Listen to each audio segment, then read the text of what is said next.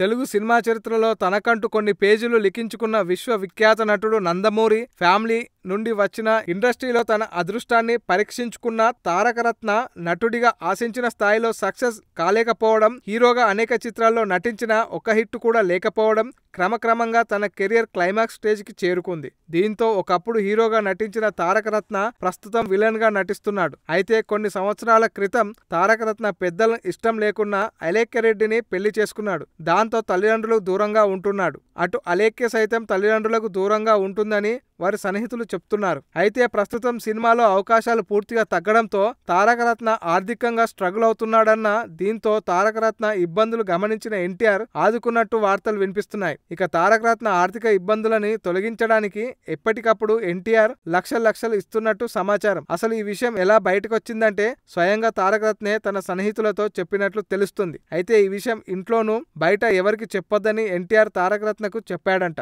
మొత్తానికి తన బ్రదర్స్ బాగోగులు ఎన్టీఆర్ చూసుకోవడంలో ఆయన అభిమానులకు హర్షం వ్యక్తం చేస్తున్నారు. మీకు నచ్చినట్లయితే సబ్స్క్రైబ్ చేయండి. ఫిలిమి స్టార్స్ బోల్డెంత న్యూస్ బోల్డ్ గా.